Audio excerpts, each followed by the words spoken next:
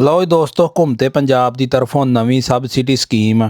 ਇਹ subsidy scheme ਦੇ ਅੰਦਰ ਜ਼ਿਮੀਂਦਾਰਾਂ ਨੂੰ 5000 ਸੁਪਰ ਸੀਡਰ ਦਿੱਤਾ ਜਾਵੇਗਾ ਔਰ ਸਬਸਿਡੀ ਦੇ ਅੰਦਰ ਦਿੱਤਾ ਜਾਵੇਗਾ।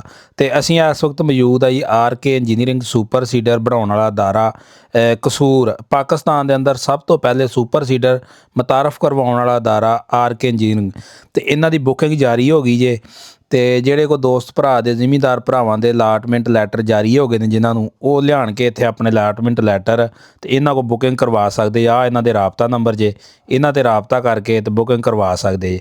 ਔਰ ਇਹਨਾਂ ਦਾ ਜਿਹੜਾ ਸੁਪਰ ਸੀਡਰ ਆ ਉਸ ਦੇ ਅੰਦਰ ਖਾਸ ਖਸੂਸੀਅਤ ਇਹ ਆ ਕਿ ਇਹਦਾ ਜਿਹੜਾ ਰੂਟਾਵੇਟਰ ਆ ਉਹ ਵੱਖਰਾ ਹੋ ਜਾਂਦਾ ਵਾ ਔਰ ਉਤਲੀ ਮਸ਼ੀਨ ਜਿਹੜੀ ਆ ਉਹ ਵੱਖਰੀ ਹੋ ਜਾਂਦੀ ਆ। ਬਾਕੀ ਆ ਇਹਨਾਂ ਦੇ ਨਿਊ ਮਾਡਲ ਸੁਪਰ ਸੀਡਰ ਦੇਖ ਸਕਦੇ ਤੁਸੀਂ ਮੁਖਤਲਫ ਰੰਗਾਂ ਦੇ ਅੰਦਰ।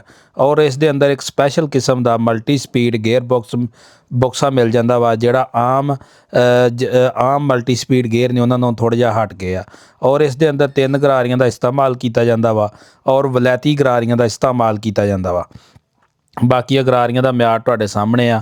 ਬਾਕੀ ਇਸ ਦੇ ਅੰਦਰ ਹਰ ਕਿਸਮ ਦਾ ਜਿਹੜਾ ਹਰ ਕੰਪਨੀ ਦਾ ਫਾਲਾ ਲੱਗਦਾ ਵਾ ਔਰ ਜਿਹੜੀ ਜ਼ਿਮੀਂਦਾਰ ਦੀ ਡਿਮਾਂਡ ਹੋਵੇ ਉਸੇ ਡਿਮਾਂਡ ਦੇ ਮੁਤਾਬਕ ਇਸ ਦੇ ਅੰਦਰ ਫਾਲਾ ਵੀ ਲੱਗ ਜਾਂਦਾ।